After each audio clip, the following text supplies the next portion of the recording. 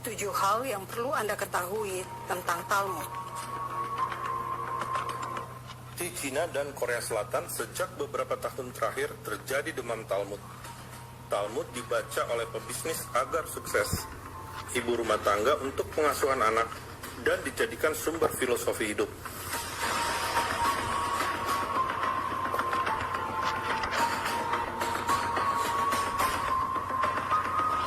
Talmud dengan mudah ditemui dalam bahasa Mandarin, Korea Selatan, atau Jepang. Bahkan di Taiwan ada jaringan hotel yang diberi nama Talmud Hotel dan menyediakan buku Talmud di setiap kamar. Saudara, di kalangan non-Kristen di Indonesia, Talmud sering dikutip dalam debat agama untuk mengadu domba antara Kristen dan Yahudi. Isi Talmud dianggap menghina dan sangat merendahkan Yesus Kristus.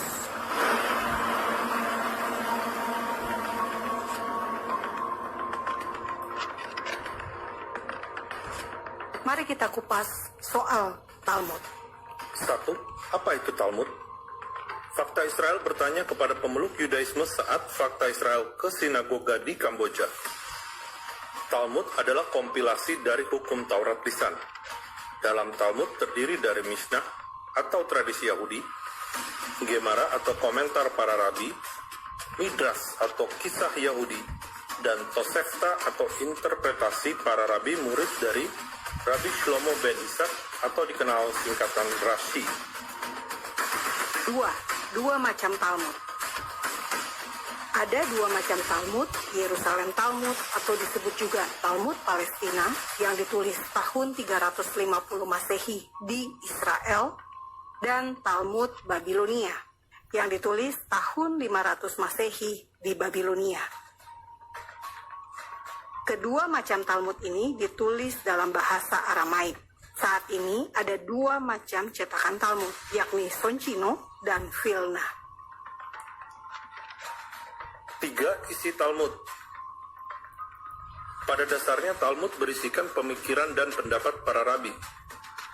Talmud Babilonia di masa kini mencakup Talmud Yerusalem juga, sehingga dianggap lebih otoritatif. Talmud Babilonia terdiri dari 64 traktat yang dibagi dalam 6 perintah atau sedarim, yaitu pertanian, hari raya, perempuan dan pernikahan, hukum sipil dan kriminal, tata cara ritual, dan ritual penyucian atau purifikasi. 4. Penulis Talmud. Talmud bisa dibilang sebagai hasil pemikiran rabi golongan Farisi. Setelah bait suci kedua runtuh, Rabi Yohanan ben Zakkai mulai mengumpulkan tradisi lisan Yahudi sejak masa Nabi Musa ke dalam tulisan. Setelah ben Zakkai ada Rabi Akiva dan Rabi Meir. Ada Rabi Yehuda yang diberi gelar Sang Pangeran, Yehuda Hanasi, sebagai pengompilasi seluruh hukum Taurat dalam Mishnah atau hukum Taurat lisan yang ditulis. 5. Berapa lama waktu menyelesaikan Talmud? Jika Anda membaca 1 halaman Talmud Babilonia setiap hari, maka Anda butuh waktu 7,5 tahun atau disebut Daf Yomi untuk menyelesaikan seluruh Talmud Babilonia. Ada 2.771 halaman Talmud yang membutuhkan waktu untuk mencerna, memahami ayat, dan pendapat rabi, serta menerapkan sesuai konteks masa itu dan implementasi dalam keseharian masing-masing pembaca.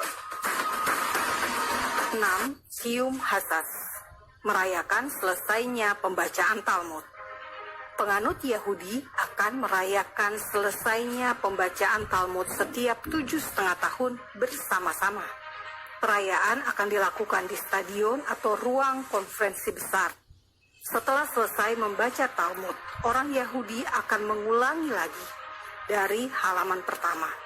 Begitu seterusnya seumur hidup. Here in Barclays Center, all over the world, listening to us. And why are we here? Because it covets of the Torah, covets of HaKadosh Baruch Hu.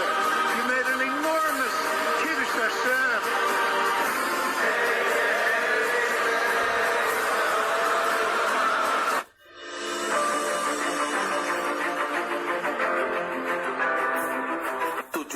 Yesus dalam Talmud.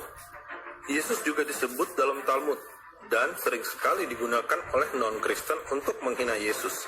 Yesus atau dalam bahasa Ibrani Yehoshua adalah nama yang umum dalam masyarakat Yahudi. Arti nama Yehoshua adalah keselamatan. Ada beberapa nama Yesus disebut dalam Talmud, yakni Yeshu, Yeshu Hanosri, Ben Strada, Ben Pandera, dan lain-lain. Para ahli menganggap jika merujuk Yesus Kristus, maka akan ditulis sebagai Yeshu Hanosri atau Yesus dari Nazaret. Tetapi rujukan kisah hidup Yesus diambil oleh para rabi dari tulisan seorang Yunani yang hidup pada tahun 200-an Masehi, sehingga tidak akurat. Dalam Talmud Babilonia disebutkan Yesus dari Nazaret punya 5 murid, yakni Matai, Makai, Netzer, Buni, dan Todah. Kelima murid ini disebut mati bersama-sama Yesus. Jadi bisa dibilang Yesus dalam Talmud bukan Yesus historis yang hidup di Israel. Sebab sangat bertentangan dengan Injil yang ditulis oleh Matius, Markus, Lukas, dan Yohanes. Inilah fakta bantahan Yesus dalam Talmud.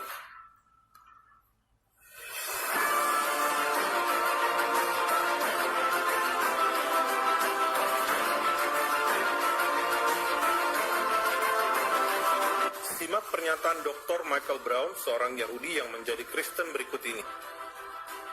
The debate is, does the Talmud speak about the same Jesus, or is there another Jesus because it was a very common name? In the Talmud, if it's speaking about the same Jesus in these various passages. Some scholars say it is, some scholars say it's not. There are rabbis that say we really don't know either way. But as offensive and ugly as that is, please understand that would be less than 1% of 1% of the content of the Talmud, which is not there primarily to attack Jesus, but to talk about Jews and the law. If, in fact, it does mention Jesus in those passages, it's ugly, it's wrong, all the more reason to reach Jewish people, to tell them who Jesus really is. We can help them do that. Talmud, khususnya Talmud Yerusalem, adalah naskah kuno bukti keberadaan orang Yahudi di Yerusalem. Saat Talmud Yerusalem ditulis tahun 350 Masehi, tanah Israel dikuasai oleh Bizantium, kerajaan Romawi yang sudah mengenal kekristenan sebagai agama resmi kerajaan. Jika Anda menggunakan informasi yang ada dalam Talmud, secara tidak langsung Anda sudah mengakui karya tulis para rabi Yahudi yang hidup di tanah Israel dan diaspora Yahudi yang ada di Babilonia.